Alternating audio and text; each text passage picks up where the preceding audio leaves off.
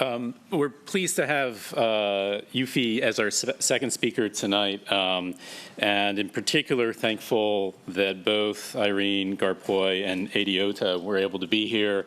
They have a newborn child, so it's fantastic that they were able to be here, both of them be here. They formed UUfie about 10 years ago in Tokyo and relocated in 2013 to Toronto, and their practice, not surprisingly, is international, not only in origin, but also in its ambition, and also the locations that their work has been able to be realized. The jury was impressed by the coherence and the range of their work, crossing between art, architecture, landscape, furniture, and product design. Their portfolio includes a mountain cabin, or I should say a country cabin, small tables. Goodness. Actually, if you have small tails, that would be amazing. But and actually, it's entirely possible in the Peacock chair that there are some more. Anyways, an installation in the surface of a lawn and complex facades for high-end global retail. Consistent in all their work is an ambition to evoke attributes of nature and design through an interplay of technical details and exquisite parts that fuse into single familiar forms, circles, arches, and gabled roofs. What is striking, or to put it another way, what is surprising is the paradox in their work. Their more ethereal sensibilities oscillate with readings of mass and weight. For example, what appears as a taut fabric surface stretched thin in the atrium of a department store is extremely heavy, 24 tons. Or the inverse, what is a heavily insulated thick wall of a cabin is rendered all in thin, dematerialized pink paint. The work shifts between being very familiar and rather uncanny, and it will be wonderful to hear the ideas and the techniques behind this creative practice. Join me in welcoming Irene and Adi of UUfie.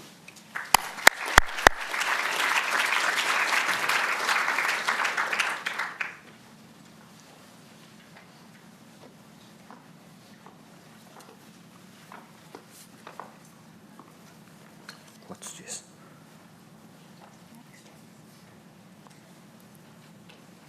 Sorry, I cannot talk this project.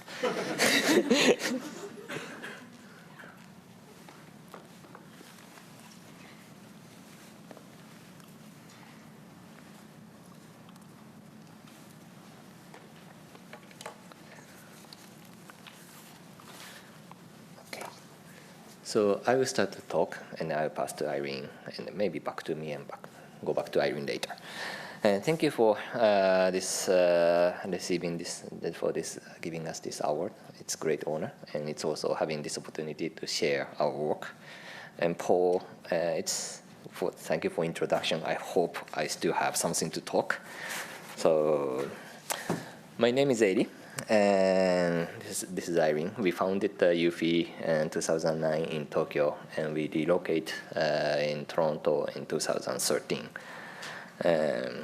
One of our office unique point is the diversity. You can see in the various type of the work, as well as the location. Also, that includes our background. Irene is Canadian. From Toronto and trained in Japan under Arata Isozaki. And I'm Japanese and born in Paris and trained also in Japan and under Jun Aoki. Today we will talk project in Canada, China, France, and Japan. Before start to talk those projects, I will quickly go into like what we care when we design. Probably the one most important topic is site-specific. And this is common for all our project. Site-specific mean for us is essence of the project to speak uniquely and expressively. Essence can be the program, or material, requirement, or history, or code, or site, or sometimes even budget. And during the design, we often reference to the nature. Nature for us is we see the nature is extremely site-specific. Like you can imagine how the tree forms each tree or each leaf which created by environment itself. So it's beyond just its own species, how the individually it's formed for the environment there. And what if we can do many of our process being like nature? This is common for our project, no matter what scale or location, or sometimes function from the furniture, building interior, sometimes like residential to commercial space. I'm started talking from our first project. It's called Nagi. Nagi is a residential project for a young couple and a little daughter in Tokyo.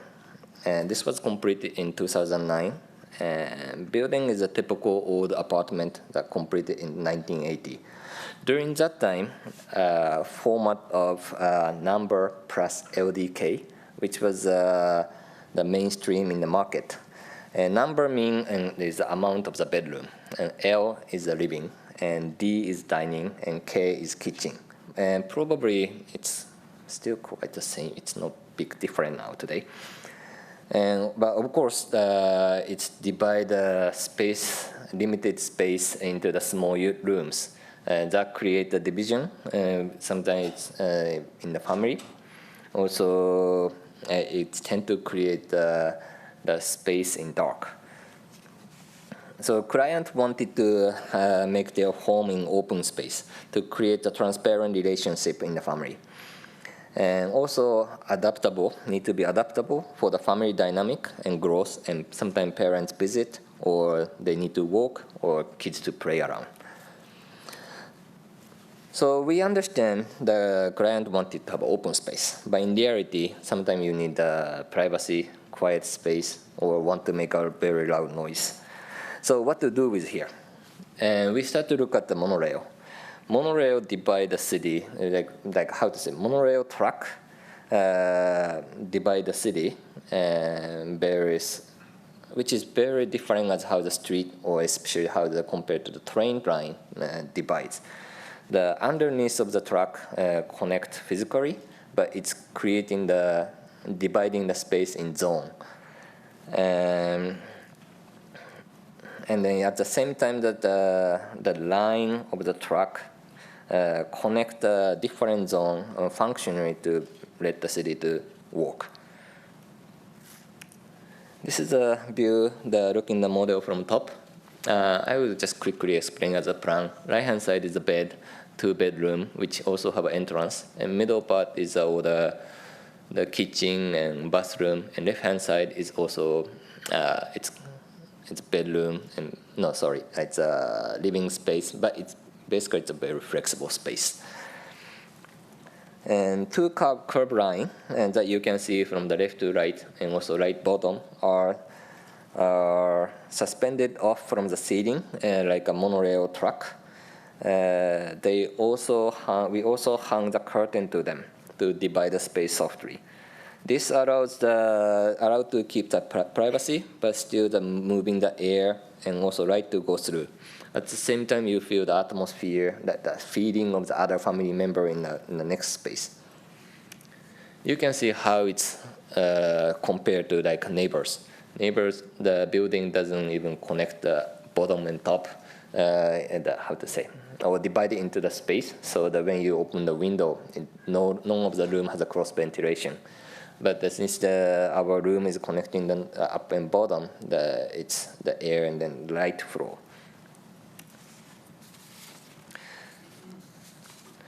Designing the curtain was also a collaboration with a textile designer called Yoko Ando. And the fabric base fabric is a typical velvet. The velvet consists of two layers, which is typically the polyester and rayon. So we printed the chemical in pattern and to melt only the rayon, and remain the layer only for the polyester. This way, it's able to cut the visual, but it's also when you hit the sunshine, you still get a nice light. Air will move. And it's also function as the sound absorption.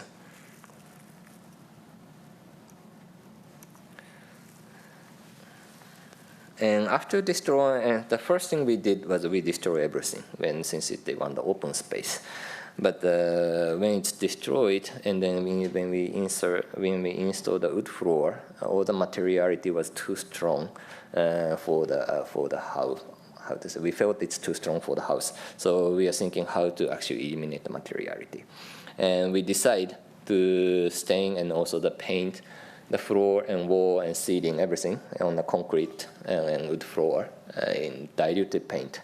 So it was quite tricky because like when it's diluted paint, when you go low, like spray same place twice, it gets darker. So how we control the thickness, density of the paint was we needed to test again and again. You can see the progress, how it's changing. You can see how the boundary between the wall and floor and then the wall and ceiling start to disappear. Nagi, which is the title of the project, this translates from Japanese calm of ocean. Diluted paint makes visual distance ambiguous, and also the space appear like being in the mist. This is a view from the dining space. Oh, hold on a second.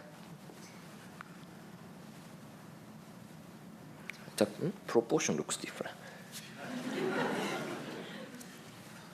It looks chopped off, actually. Yeah. Okay. And okay. So what I was doing. Yeah, space was being like a feeling like in the mist. This is a view looking from the living dining space, which is exactly same angle as the first original photo before the renovation. So you can see how it's connected from this longer distance side. And this is looking from the entrance to the living space through the kitchen. Yeah, it's different, right? Yeah.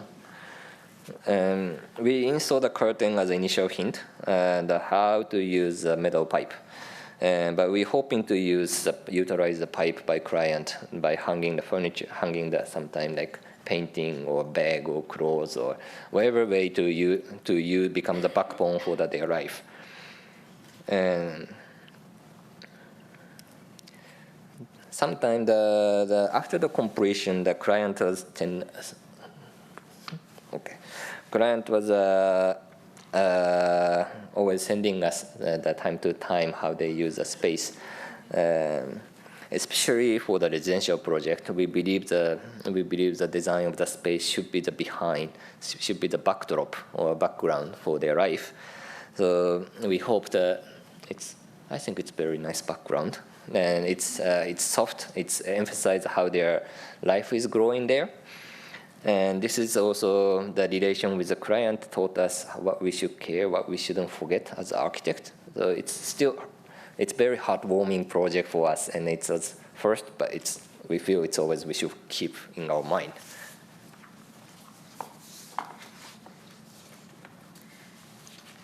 The next project I'll be speaking about is called Peacock, and it's one of our furniture projects.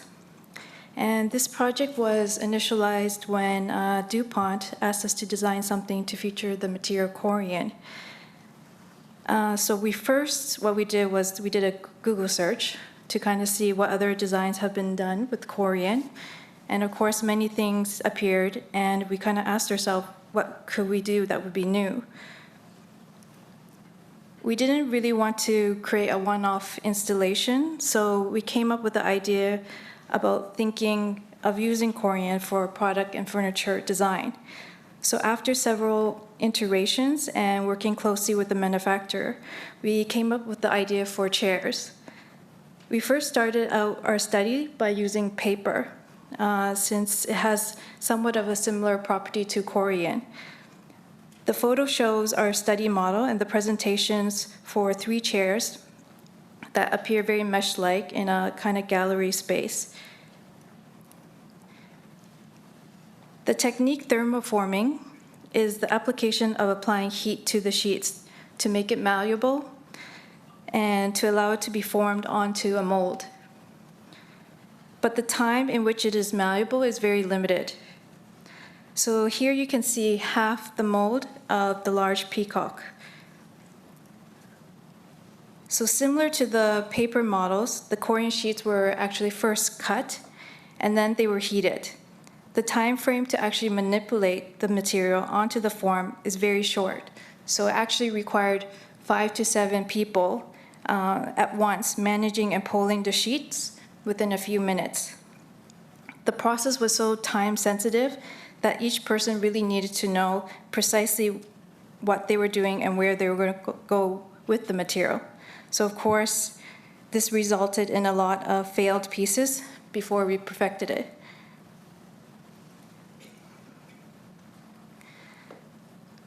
So this is a photo of the completed chair.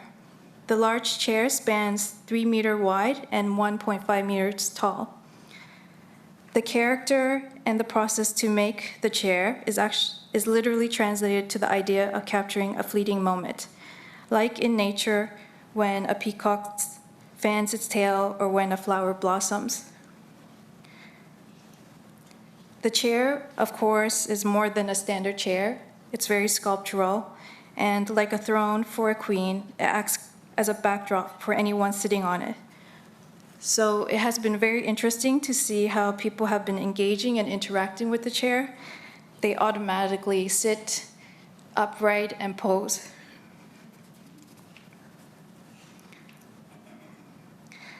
This is an image from above, and you can see the kind of shadows that the chair casts.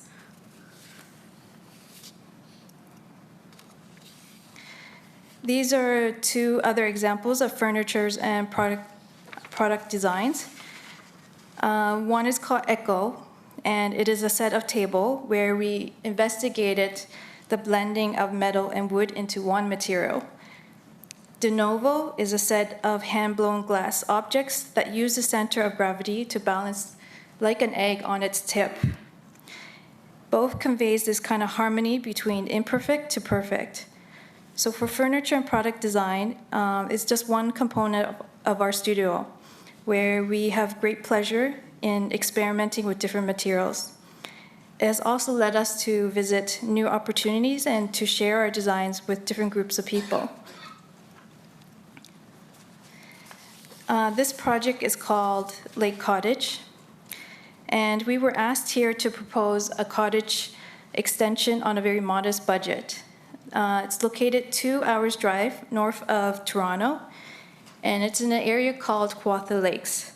It's made up of a network chain of small lakes, and the site was just along the shoreline within a raw forest of birch and spruce trees.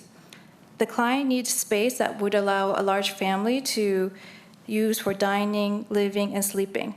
All other requirements were open. So with this, we started to think about the structure and the concept of tree houses, which are typically thought of as wooden platforms high in the trees. As a child, this is a kind of wonderful, magical hideaway place and a place to escape. So we decided, rather than creating a large cottage with several dedicated rooms, to think of the building more as a social space, one that would kind of foster a dialogue between nature and people.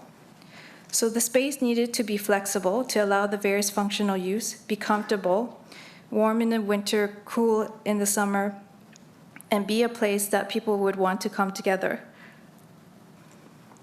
We chose to place the building on a very small footprint to disturb as little of the site as possible, starting out as a conventional A-pitch roof, which was a very practical choice for the long winter climates here. Here you can see the section in the plans of the building. The cottage is less than 100 square meter in size and has a very straightforward square plan that is oriented parallel to the lake. The larger space in the center is the main living area, and the peripheral space acts as a transitional space. And in these areas, they function to atmospherically and spatially blur between nature and structure. similar to kind of the tree house where there's a space sheltered by the branches and the leaves of trees.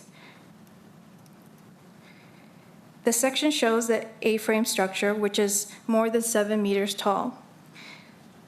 However, you can see how the form has been cut out and layered to create a second upper level space and underneath a cantilevered area. The construction is a standard wood frame construction, thick walls with high insulation values, and this creating deeply recessed windows. The building is geometrically very simple. For the exterior material, we decided to use local cedar and apply the traditional Japanese technique called yakisugi, which helps to seal the wood to prevent it from catching fire and from termites. The cedar is charred by making a funnel or a chimney with 3 planks that would allow the flame to rise. The flames are left to burn the surface, and this creates a very thick charred layer. And then the planks are then released and the fire is killed.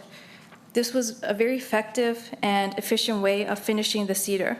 As the rain and wind wash away the first soft layer, it reveals a very beautiful and shimmery effect to the charred black finish.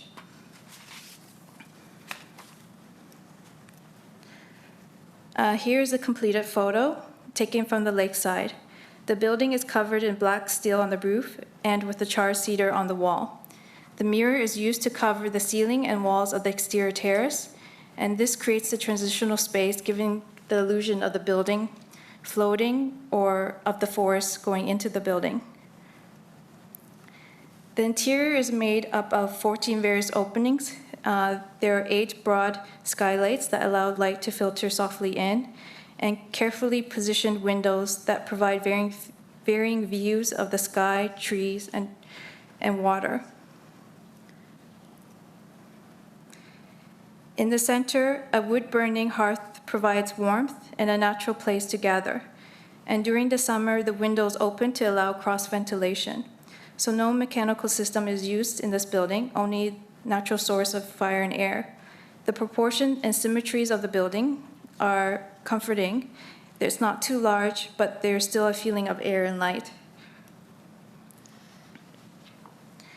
The staircase is made from a single log, and it's chiseled to form the treads. This ascends up to a loft space that features an angled wall covered in stained blue cedar shingle. The way the wall angles down and the texture reflects the sunlight coming up from above, and this emulates the feeling of being among the branches of the trees. The space also acts as a light well for the main living space. Here you can see window frames that have been made into silhouettes of trees. There's a certain childlike quality in the design where we wanted to be very playful to allow people to feel free to allow their imaginations to flow. The photo is taken from the loft space, and it shows how the various spaces are layered and interconnected to each other.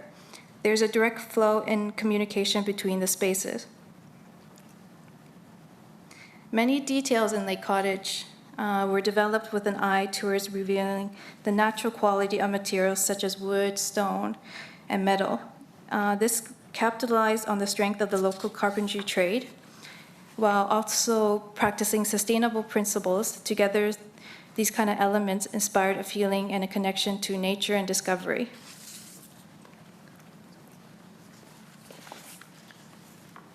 So the next project, this is actually the first time to talk. This is one of our unbuilt project, but we'd like to share with everybody this before putting this into archive.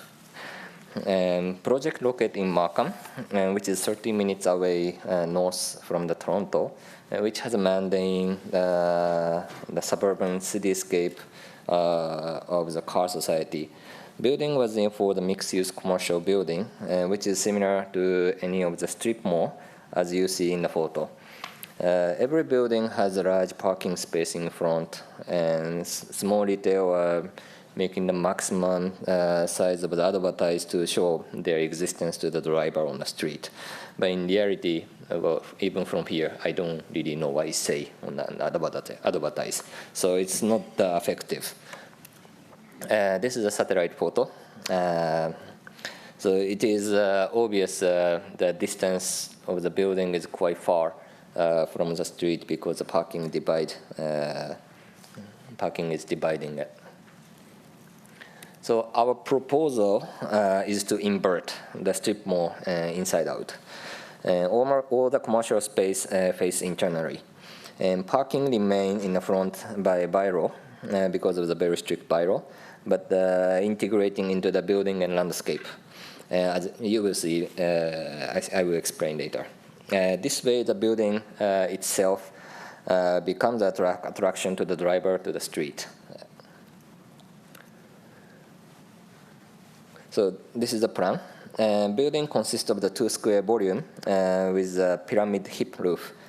Each volume has an organic shape of the courtyard that provide circulation and natural air, and also the natural light to come into the space. Function is a dental office and restaurant and office space. Parking is upper side, so that everyone, the people will access to the building through the courtyard. Through the stair to access to the courtyard. This is interior perspective for the dental space. This courtyard is open for the patient, and during the summertime or when it's not cold, it becomes a kids' playground. And during the winter, probably it will freeze and have ice, so it will get a unique landscape as well as a very strong reflection of the light.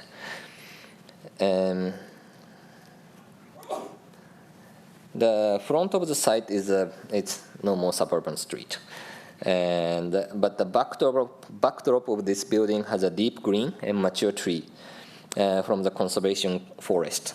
Also, the density of this area cannot be increased because of the floodplain. This unique site condition brought us an idea how the building should be appear. This is a painting by Rowan Harris, who is he's a Canadian artist and from the group of 7. His painting showed a mountain like a sculpture, and it's layering from the closer scenery, middle scenery, and farther scenery, and even the sky is appear like almost like a sculpture of layering of the object. What if the building appear to the street like his painting? Wow. This is a hold on a second. This is the wall finish. No, this is a perspective elevation from the street. Organic shape of the courtyard cut into the pyramid hip roof to create a 2 sculptural peak in unique and distinguished shape. Parking and exterior wall are finished in black concrete and goes underneath of the 2 peaks to support as a part of the landscape. Cantilever distance from the wall is various. It appears as if the eave line is following to the contour line. Wall finish switches from black to green when together with when landscape change from pavement to soil or green. And the blending the exterior wall together with the landscape, this will emphasize and focus the eye to the peak itself. After over the year of discussion with the city, the design was refused in the end. The majority of the council and the city staff was supported, but a few people still insist on keeping the typical strip mall with the brick finish and asphalt shingle. So we are not necessarily against this approval process, but the system sometimes doesn't work and sometimes work negatively. And it's always require a lot of effort to achieve even something little new. Next project is a completed one. It's a and this project is called Printemps Haussmann. Printemps is a renowned department store in Paris, France, located in the heart of the city, close to the Opéra Garnier and another major department store, Galeries Lafayette, in the Opera District. The original Art Nouveau building was expanded among the Boulevard Haussmann, with the second building constructed in 1910. Through the this is an archival photo that we were provided from the client. Through its long history, Printemps has continued to introducing the modernized architecture feature, such as a massive spiral stair or 42-meter high dome. But unfortunately, over the year, several reconstruction projects has taken place to rebuild from the disastrous fire, and after that, much of the original architecture feature are removed or except the facade. However, 1972, Great Dome was rebuilt in the second main building. Since then, both the Art Nouveau facade and this dome are registered as a historic monument. As part of today's reconstruction, Printemps has hosted the international competition in 2013 to create a new void and escalator to reorganize their maze-like circulation for the first building. This is a model that we use for the presentation. Our proposal was to unite the building with the space of the quality, and like original dome and spiral stair, by inserting the contemporary stained glass dome in vertical. We also call it veil. This is a view looking the model from the top. The veil penetrate the center of the building. It's allowed all the visitor to recognize from everywhere on the floor. This is actually really initial sketch. It is a homage to the iconic stained glass dome seen in 1894. Geometry of the veil conceived by connecting of four corners by simple curve of simple arch in plan and elevation. This is a section. The veil, 25.5 meter high and 12.5 meter wide, appear to float in front of vertical circulation. On opposite side of veil, one-way mirror is inserted between the void and 12 new escalators that transfer the visitors into various floors. Beside the geometry, color is also another. Color is essential for the stained glass. Since people are going up and down in the escalator, and view is consistently changing, what if the color is also consistently changing? While we are studying how the jewel beetle, the shell of the jewel beetle caught our interest because they actually change the color to communicate between themselves. So we are thinking, what if the veil, the stained glass veil, stained glass of the veil is able to interact with the visitor from the escalator. It's together with color. Its pattern is also next thing is a pattern.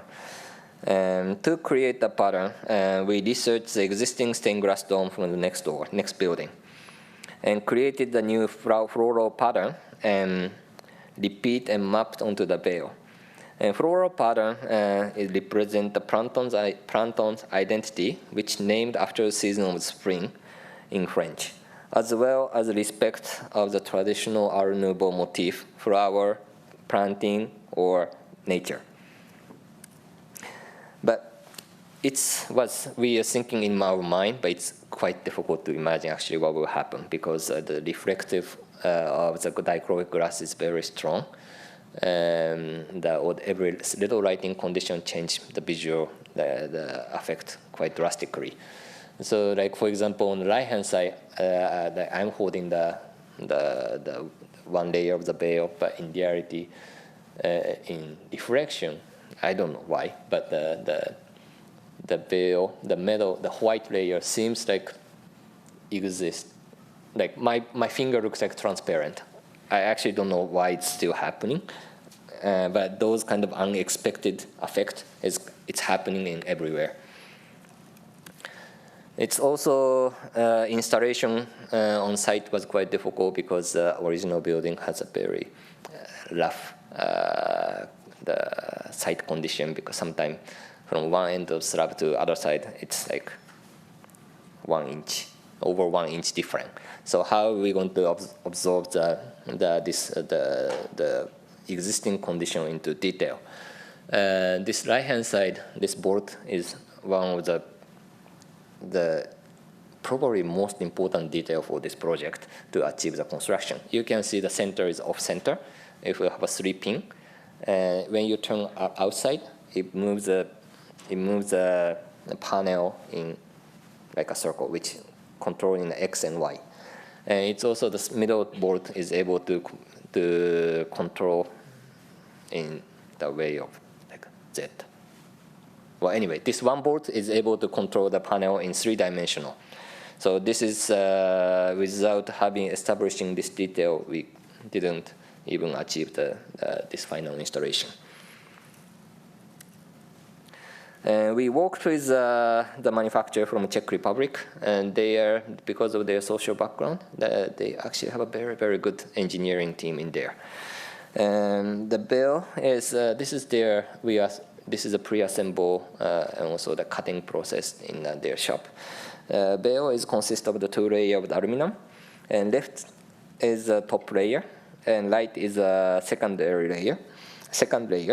And you see through the dichroic glass behind the veil through those where the opening overlap. The entire project was constructed only in 8 months, while the store was remain operation. And the right-hand side of the right side of the photo is the veil, and left side is the reflection onto the one-way mirror. The reflection completes the geometry of the veil, and while improving the constraint of the 3.8 meter depth of the void because of structure limitation. And this will appearance become the more widening the void. One-way mirror, this is not just tinted, it's quite serious one-way mirror, which people use for the interrogation room. But we use for the very, very big scale. But at the same time, besides this visual impact, of course, when you get the reflection, which means you're cutting the light a lot, almost like, I don't know like 70%, 80% of light. So which means that behind the one-way mirror become very dark space, which we use for the best view. So all the visitor go into the escalator through this darkened space. Between 4th and 8th floor, opening of the one-way mirror gives an unobstructed interaction with veil as if the visitor floating in the middle of the void space.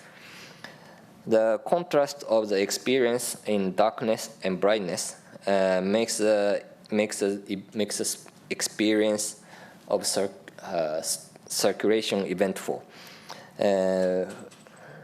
Who can visitor? They consistently catch the glimpse through the veil.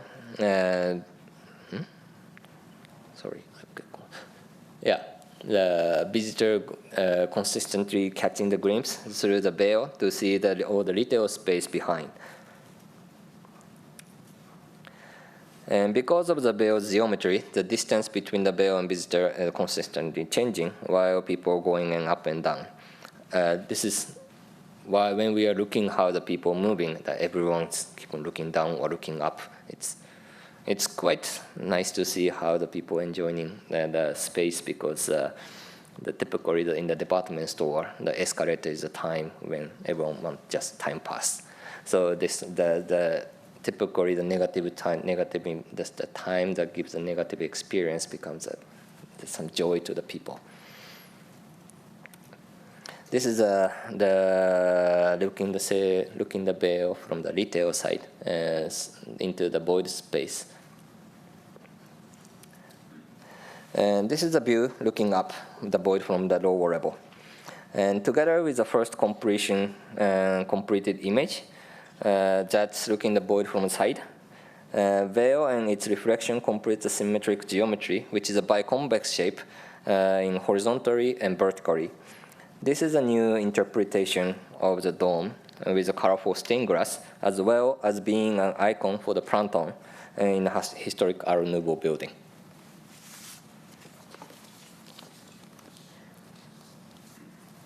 So I will be talking about our final project tonight. It's called Ports 1961. It's a new flagship store for the fashion brand Ports 1961, and it's located in Shanghai and in Hong Kong. So the brand was actually founded by a Canadian fashion designer, but has since focused more globally into Asia and Europe. So the site for Shanghai is located close to Jing'an Temple on a very busy commercial district, and the site in Hong Kong is on Canton, where many of the high-end fashion brands are located. So Ports 1961 wanted to reinvigorate and to showcase the direction that the brand was heading to. So thinking of the evolution of the brand, and the idea and the design needed to be transferable to different locations, we started to conceptualize it as an iceberg. It's an iconic Canadian landform, but also one that is individually unique since they are formed by its environment. And it is also a landform that migrates.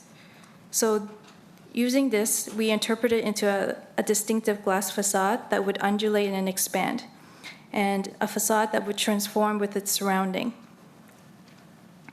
The three-dimensional nature of the facade illustrates here how the structure moves inwards and outwards.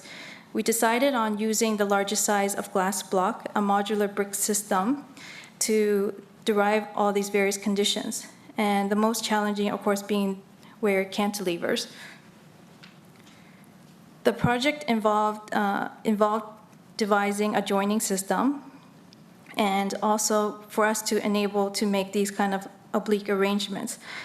In the Shanghai project, it involved actually combining 8,000 large 300 millimeter square glass blocks and a set of bespoke corner glass blocks.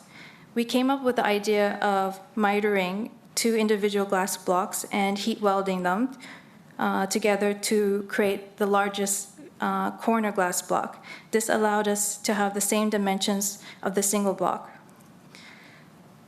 Our design was developed over months of intensive studies with full mock-ups, and this helped us to refine and adjust the details of the systems and on-site assembly process for the facade.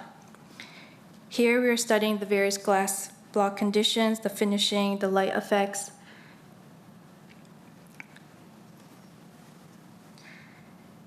So the effort in refining the details to a set standard actually helped us to establish a very vigorous, refined aesthetic and efficient construction process while we were stationed abroad in Canada. Here's the completed photo in Hong Kong. It uses the custom L-shaped glass block here to create a tilted cube structure. 2 faces of the cube are the glass block, and 1 face is a sandblasted stainless steel panel.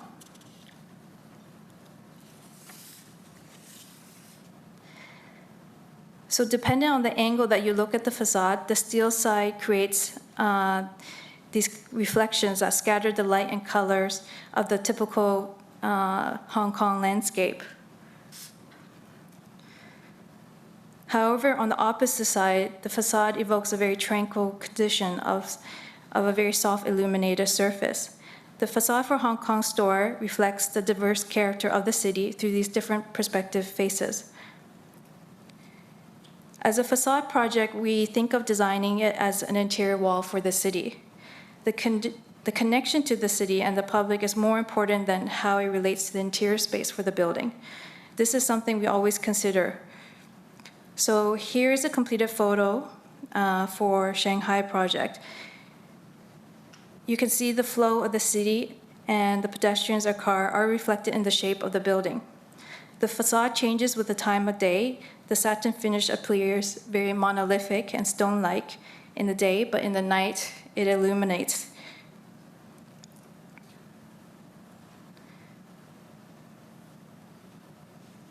So LED lights were embedded between the joints on the backside of the glass block. And this gave a very even internal light quality to the whole building.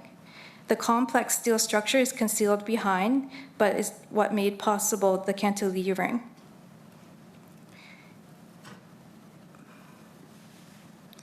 Here's a photo showing the store entrance. The arc of the entrance acts as a funnel to the interior for the store. So for both Hong Kong and Shanghai, we use a very standardized industrial material.